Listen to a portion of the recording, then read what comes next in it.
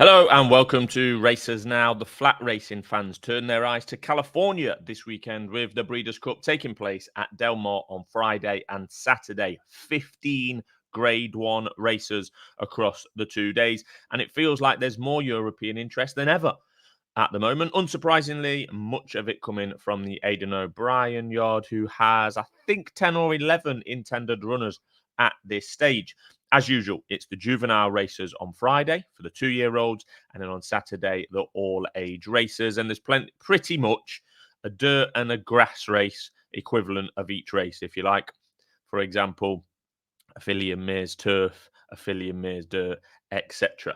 Absolutely no dirt racing expertise from myself, but plenty of familiar names in the list of to go through. So Del Mar is basically a very, very tight a track as is pretty much physically possible for this standard of racing. So you would be pretty bonkers to be betting before the draw, but on Monday night, the draw for all races was confirmed, and those inside draws are the all-important, we are told.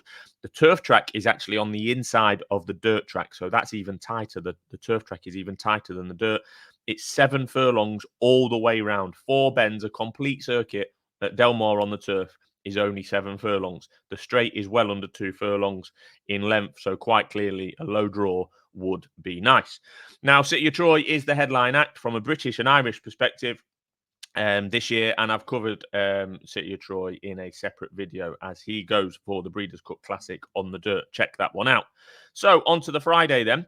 3 turf grade 1s for the juveniles. Up first at 9:45 p.m. UK time is the turf sprint over 5 furlongs, which Brits have won for the last 2 years. And with the absence of a usual Wesley Ward rocket, it's long odds on that the prize this year again comes away from America and towards the UK or Ireland, more likely the UK. Wafnam Racing could top off an incredible season that they've had, really, only their second season in racing. They've got Asterius in here, the Flying Childers winner from Doncaster. He will do battle again with the reopposing Big Mojo, and that pair have had the best of the draw. Asterius in 3, Big Mojo. Asterius in 2, Big Mojo in 3. So they've had a good draw. They're the ones to beat on the form line, really, and they're well acquainted with each other already.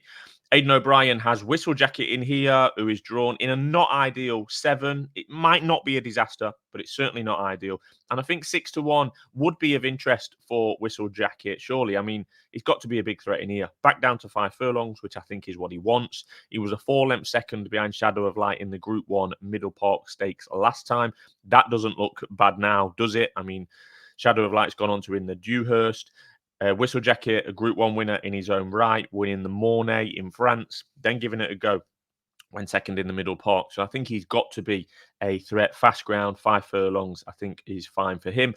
Also, at this stage, a shout out to Shareholder, another Wathnan horse, possibly the second choice, but a return to quick ground and a midsummer break surely must have benefited this horse. He's a big stamp of a horse, this Shareholder. Remember, a Royal Ascot winner in his own right, but he is drawn wide in stall 9, which isn't ideal. That's going to be a theme of this video. Up next for the turf fans is the juvenile fillies turf, over a mile.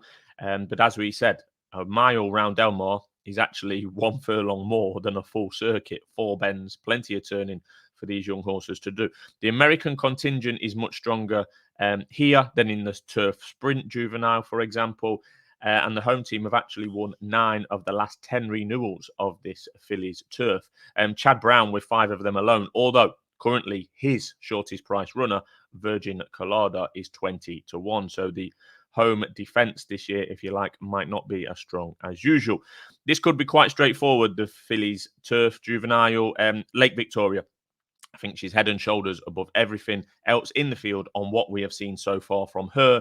She's unbeaten in 4 starts, 2 of them in Group 1s, better on every start. Clearly, she's got the speed necessary. She's won a Group 1 over 7. She then dropped down to 6 and won another Group 1. She's by Frankel, so a mile of any description should be no problem for her, particularly around here with the bends drawn in stall 1. I think it should all be pretty straightforward for her, and that's why she's around 11-10 or even money. David Loughnane and Ed Walker have entries in this race, but they're any price you like at the moment, and it does look like it's all about Lake Victoria. At 25 past midnight on Friday and into Saturday morning, it's the Juvenile Turf for the boys over a mile, and this could be a cracker. Could quite easily be an Ascot race or, Newbury or something like that, with 5 of the first 6 in the market, all black type winners in the UK or Ireland. Aidan O'Brien has won 4 of the last 9 of the Juvenile Turf for the boys. Charlie Appleby has won 2 of the last 6. Yet it is Andrew Balding who currently has the favourite in New Century, although he might well drift given he's been drawn 11 of 14. That can't be good, and he might well not go off favourite as a direct result of that draw. New Century was a listed winner at Salisbury in August, with the form of that race franked since by Luther, who looks a good horse in his own right. Then New Century went over to Woodbine for a Grade 1. 6 weeks ago, with the reopposing Al Qudra for Godolphin in second on that day.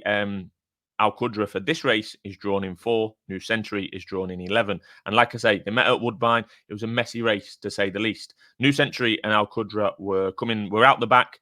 And when they made their challenge down the centre of the track there at Woodbine, leaning into each other, a bit of 6 of one, half a dozen of the other, before the leader of the race, in a pretty much a separate incident, but closely followed the first incident, Dream On, an American horse, veered across the track. He was leading at the time from the front. New Century and Al Qudra were coming from the back, and Dream On veered across the track and hampered both of them, or all 3 of them, really. He hampered himself as well. Al Qudra was probably the chief loser of that incident. He was the middle of the sandwich. New Century did look well on top at the line, but to be fair, and we don't know to what extent, but it looked like both Al Qudra and Dream On had stopped riding for different reasons and at different severities of stop riding, due to both being hampered, really. Dream On is 25 to 1 for this race, which feels a bit harsh, particularly given that he's drawn in stall 2. He's 5 times bigger the price of New Century at the moment for that messy 2-length defeat. A mess that, to be fair, Dream On might have caused himself. But at 25 to 1, drawn in stall 2, we know he likes to lead. He nearly got away with it at Woodbine. Although even without the interference, you probably think that New Century would have gone past him. But Dream On, let's remember, if he was to have ran in a straight line, he would have been closer to winning that race. So at 25 to 1 is a big price and a big threat for the home team in a market dominated by the Brits and the Irish. Plus, in the Juvenile Turf, they've got Hugo Palmer has got 2 runners. You can't write either of them off, to be fair. The Wacko Kid is drawn in stall number 9. He's had plenty of runs this season, pretty exposed, but he's improved with each one, really. Most recently, a Group 3 winner on soft ground at Newbury, the Wacko Kid. That didn't look great for him, but he had to do the winning nonetheless. Then Hugo Palmer's also got Seagulls 11, who was a cracking 3rd in the Group 1 National Stakes. And then he was a less impressive 4th in the Dewhurst most recently.